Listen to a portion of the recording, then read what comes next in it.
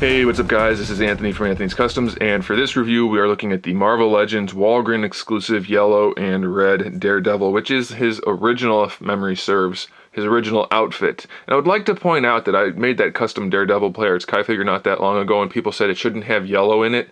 This is where the yellow came from. I based it on this, so it does kind of make sense if you know about this outfit. Anyway, it's actually a pretty cool looking Daredevil figure. He's not my favorite character, but I kind of like this one. I like the red and yellow, the way they went with the browner red, looks good. And the way they outlined the D in black looks good, so that's pretty awesome. I'll give you a height measurement, even though we know by now how tall this figure is, 6.5 inches, which makes him about 16.5 centimeters. It's still the Bucky Cap body, which we've got probably 50 of by now, but it works for Daredevil, so that's okay. He comes with the two batons again.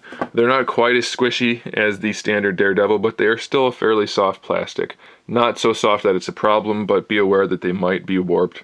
They do peg together, and they do fit in his leg holster. He also comes with an alternate head, which, if memory serves, is Hawkeye. But it works well enough for Mr. Murdoch, so I guess that's okay. Normally I would fault them for doing that, but I think it's kind of appropriate, at least acceptable for this figure. Here's the thing that's not acceptable. This head looks awesome. You can pop it off to swap it out and put on this head, except, I don't know if it's just mine, it doesn't fit. I'd have to heat that up to get it to go on. It's nowhere close to fitting. And I'm not exactly a weak person. If I pushed any harder, I'd be afraid of breaking something. So the head doesn't fit. I don't think I'd ever use it anyway, because this head looks really good, especially with those black lines on the eyes there. It looks really nice. So I like that head. It's cool that they gave an alternate head, not cool that it doesn't fit him. As far as the paint job on this guy goes, the head works pretty well, looks good. The yellow on the neck, not the best, but it's mostly opaque, so I guess that's alright. The paint job for the red D for Daredevil, while it continues all the way up and that's a good thing, it does have a lot of those missed chunks like underneath the pecs, and it's not the best. You can see anywhere there's like a crevice in his sculpt, we're missing some red paint, so that's kind of a bummer. The yellow is molded for the upper arm, so that's a good thing. And I believe it's molded for the lower arms also, and they just painted on the brownish red, which is a good thing. That's how they should have done it. There's no yellow issues throughout the arms at all. Funny enough though, the dark brownish red part, they didn't paint perfectly well, but it's definitely good enough where I think it's okay. They did a decent job with those red dots on the arms also, so that's a good thing.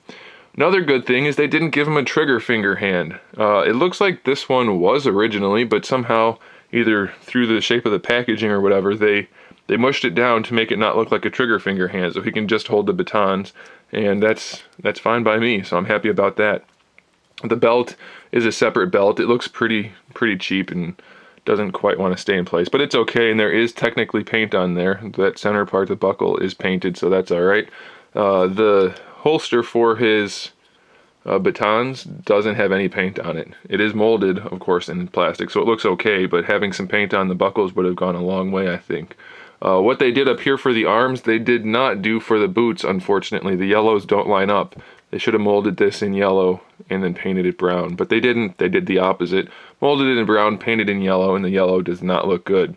The red dots do look good though, so it kind of makes up for it, and since there's not that much yellow on the boots, it's not super obvious.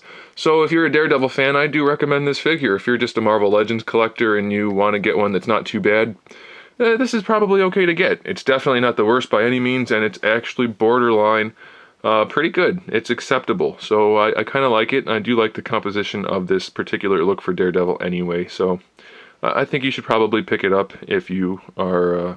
If you're so inclined to do so, don't hesitate. Go ahead and grab yourself one. Stick around for some photos here at the end, and make sure you subscribe to the channel so you can see my upcoming figure reviews, custom figures, and other good stuff. And in the meantime, keep collecting.